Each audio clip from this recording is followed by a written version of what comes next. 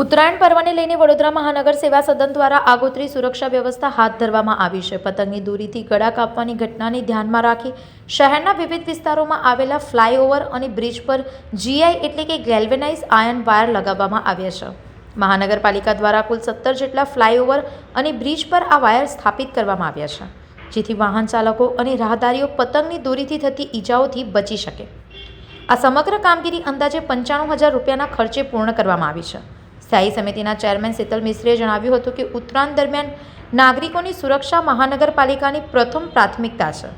સાથે જ નાગરિકોને પ્રતિબંધિત ચાઇનીઝ દોરીનો ઉપયોગ ન કરવા અને તહેવારને સુરક્ષિત રીતે ઉજવવાની અપીલ કરવામાં આવી છે. વડોદરા સંસ્કારી નગરી, ઉત્સવપ્રિય નગરી અને ઉત્તરાયણની વાત કરીએ તો 14મી જાન્યુઆરી અને 15મી જાન્યુઆરીએ વડોદરામાં પતંગ ઉત્સવ ખૂબ જોરશોરથી મનાવવામાં આવતો હોય છે. વડોદરા શહેરમાં, શહેરી વિસ્તારમાં ટ્રાફિક અને પગપાળા રાહદારીઓ જતાં પતંગની દોરીથી અકસ્માત થતા હોય છે.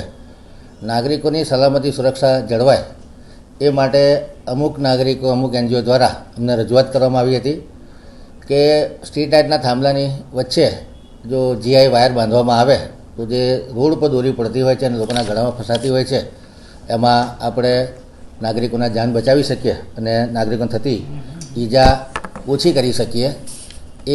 એવી રજૂઆત કરવામાં આવી હતી. વડોદરા મ્યુનિસિપલ કોર્પોરેશનના સ્ટ્રીટ લાઇટ વિભાગને આ પ્રકારની તાત્કાલિક સૂચના આપવામાં આવી હતી.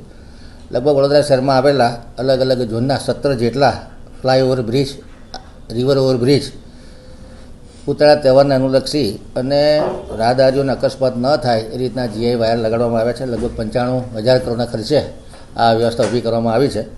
ખાસ કરીને ઉત્તર ઝોનની વાત કરીએ તો Amitnagar bridge, Urmi bridge, Fatehganj bridge, Lalbagh bridge, Chhani bridge. પશ્ચિમ ઝોનની વાત કરીએ તો Pandya bridge, Atal bridge, Kalali bridge, Dinesh mill bridge, Akota Dandiya Bazar bridge, Navayard bridge, Vishwamitri bridge અને હરિનગર બ્રિજ પર આ વ્યવસ્થા ઊભી કરવામાં આવી છે. અને દક્ષિણ ઝોનમાં વડસર બ્રિજ, સોમા તળાવ bridge, Pratapnagar bridge, new Manjalpur bridge, આમ 3 ઝોનમાં જે એટલા બ્રિજો છે એની ઉપર રોડને સમાંતર સ્ટ્રીટ લાઇટના થાંભલા પર આ જીઆઈ વાયરો બાંધી અને આ વ્યવસ્થા ઊભી કરવામાં આવી છે. આપના માધ્યમથી નાગરિકોને અપીલ છે કે નાના બાળકો રોડ ઉપર પતંગ ના ચગાવે, જોખમી જગ્યા પર પતંગ ના ચગાવે અને દોરા વડે કોઈ ઈજા થાય તો તાત્કાલિક નજીકના પીએચસી સેન્ટર કે નજીકની ગવર્મેન્ટ હોસ્પિટલનો સંપર્ક કરે.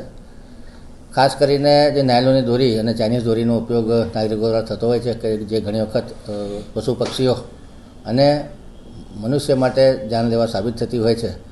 તો આપણે સૌ ભેગા મળીને ઉત્તરાયણનો તહેવાર સેફ રીતે ઉજવીએ, જેથી કરીને પર્યાવરણનું રક્ષણ થાય, પક્ષીઓને ઓછી ઈજા પહોંચે અને જે રાહદારીઓ છે અને દ્વિચક્રીય વાહન ચાલકો છે એમને પણ દોરાની ઈજા ઓછી થાય. મ્યુનિસિપલ કોર્પોરેશન પ્રામાણિકપણે નાગરિકોની સલામતી સુરક્ષા માટે કટિબદ્ધ છે અને આ પગલું લીધું છે.